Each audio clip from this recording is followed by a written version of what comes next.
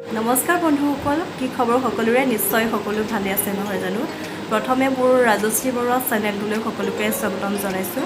যিহেতু বহুত দিন ভিডিঅ' দিয়া নাই আৰু ক'তো ফুৰিবলৈ যোৱা নাই। একচুৱেলি মোৰ চেনেলটো আছিলে বিশেষকৈ ট্ৰেভেল ব্লগৰ ওপৰত, আৰু বহুত দিন যিহেতু এতিয়া লকডাউন চলি আছে, ক'তো যাবলৈ পোৱা নাই, ঘৰতে সোমাই থাকিবলগীয়া হৈছে।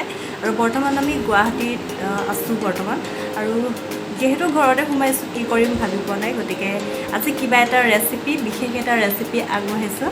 আৰু বিয়াৰ পাছত এইটো মোৰ প্ৰথমটো ব্লগ। আজি কিবা এটা বনাম, কি বনাম কৈ দিয়ে। আজি বনাব কলডিল আৰু চিকেন আৰু চিকেন বইল। হয়, কলডিল আৰু চিকেনৰ এটা ৰেচিপি আগবঢ়াম আপোনালোকলৈ, আৰু এটা বনাম চিকেন বইল। আৰু এতিয়া ভিডিঅ'টো আগবঢ়াইছোঁ, কেনেকুৱা পালে জনাব, ভাল পালে লাইক কৰিব, কমেণ্ট কৰিব, শ্বেয়াৰ কৰিব, আৰু মোৰ চেনেলটো প্লিজ ছাবস্ক্ৰাইব কৰি দিব। আমি যাওঁ এতিয়া বনামগৈ, কেনেকৈনো বনাই তাকে আপোনালোকক দেখুৱাম আমি। আপোনালোকে চাব, ঘৰতে বনাই চাব, কেনেকুৱা লাগিলে আমাক জনাব। প্ৰিয় দৰ্শকসকল, যিহেতুকে কৈছোঁ যে মই কলডিল চিকেনৰ এটা ৰেচিপি বনাম আৰু এটা বইল চিকেন বনাম।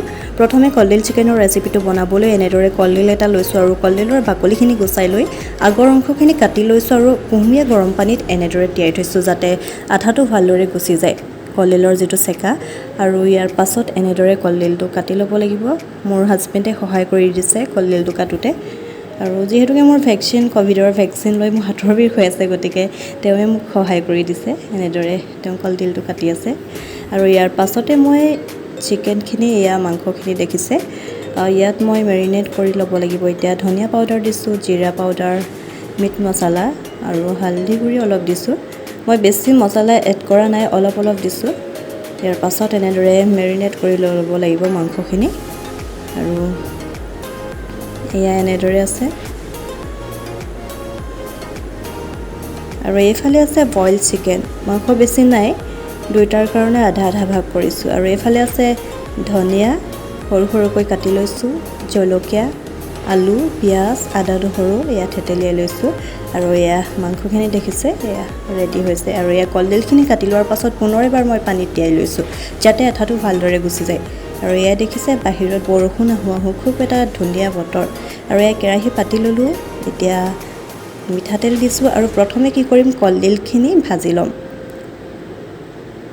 খুব কম পৰিমাণে কলডিলখিনি ভাজি ল'ম, কিয়নো কলডিলখিনি যদিহে চিকেনটো বনোৱাৰ পাছত ডিৰেক্টলি দি দিয়া হয়, তেনেহ'লে ইয়াৰ এটা স্মেল যিটো থাকে, সেই স্মেলটো অলপ অলপ আহি থাকে, খাবলৈও ইমান টেষ্ট নালাগে। যদি আগতীয়াকৈ এনেকৈ ভাজি লোৱা হয়, তেনেহ'লে এটা খুব ধুনীয়া টেষ্ট আহে। এনেদৰে কলডিলখিনি ভালদৰে পানীৰ পৰা টুকি লৈ মই এনেদৰে দি দিছোঁ কেৰাহীত। আৰু কলডিলখিনি ভাজি হোৱাত হাজবেণ্ডে নমাই দিছে, মই ভিডিঅ' কৰি আছোঁ। আৰু ইয়াৰ পাছত তেল দি দিলোঁ আন এখন কেৰাহী পাতি। এতিয়া মাংসখিনি মই বনাম।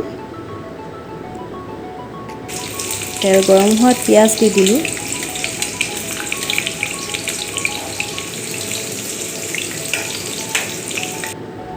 ইয়াৰ পাছত হালধি গুড়ি দিছোঁ।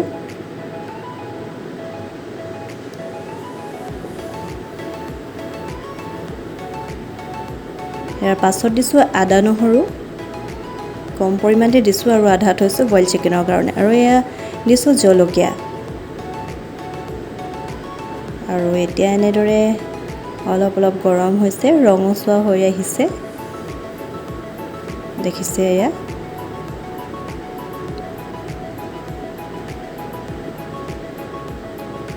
ৰঙচুৱা হৈ পৰাত এনেদৰে অলপ লৰাই দিলোঁ। ইয়াৰ পাছতে মই মাংসখিনি, মেৰিনেট কৰি থোৱা মাংসখিনি দি দিছোঁ গৰম হোৱা তেলখিনিত। ইয়াৰ পাছতে এনেদৰে লৰাই থাকিলোঁ অলপ সময়। খুব সহজ আৰু টেষ্টি এটা ৰেচিপি।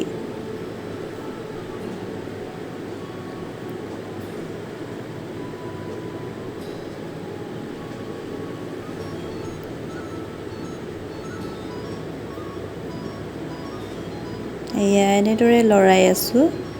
ইয়াৰ পাছতে এতিয়া মই ভাজি থোৱা কলডিলখিনি দি দিম সেই ভাজি থকা মাংসখিনিত।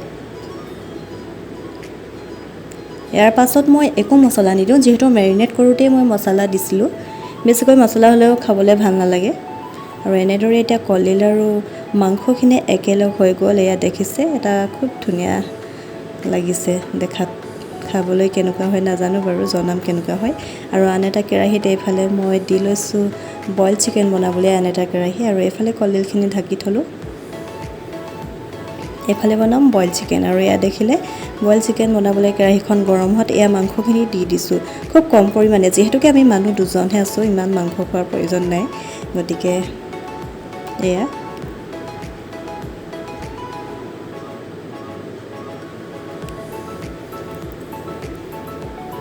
ইয়াত দি দিছোঁ থেতেলিয়াই থোৱা আদা নহৰুখিনি দি দিছোঁ মাংসখিনি অলপ গৰম হোৱাত ইয়াৰ পাছতে দিছোঁ কাটি লোৱা পিঁয়াজখিনি আৰু এয়া অলপ ধনিয়া পাত দি লৰাই দিলোঁ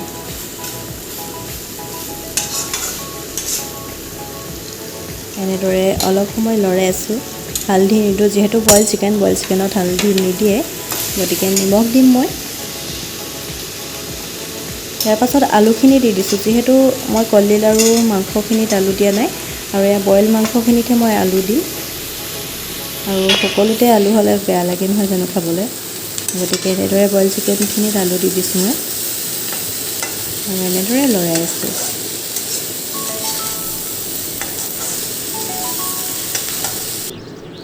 ইয়াৰ পাছতে মই নিমখ দি দিলোঁ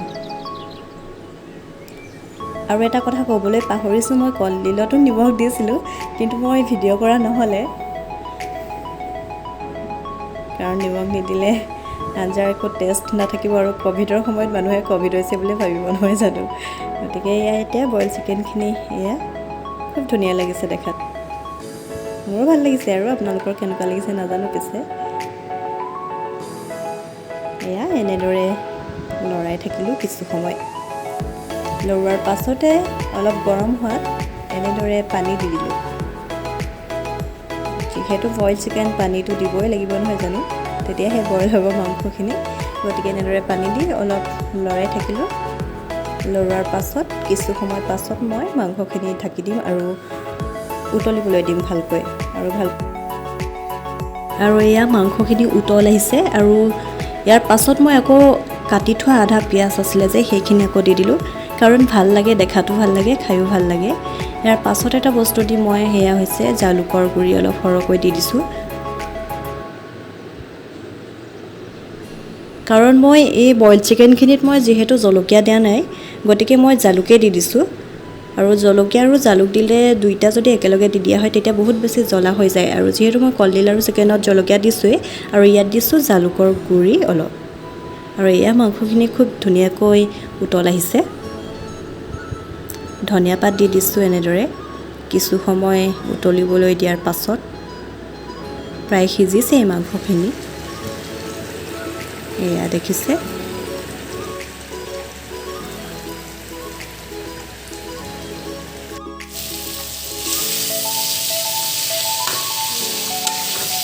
আৰু আনফালে এয়া কলডিল আৰু মাংস ৰেডি হৈ গৈছে এয়া নমাব হৈ গৈছে খুব ধুনীয়া এটা স্মেল আহিছে আৰু খাবলৈতো নিশ্চয় ভালেই হ'ব খুব ভাল হ'ব যেন লাগিছে বাৰু দেই আৰু এইফালে ভাত হৈ গ'ল আমাৰ ভাত ৰেডি এয়া বইল চিকেনো হৈ গ'ল এয়া খাবলৈ ৰেডি কৰিছোঁ এয়া বইল চিকেন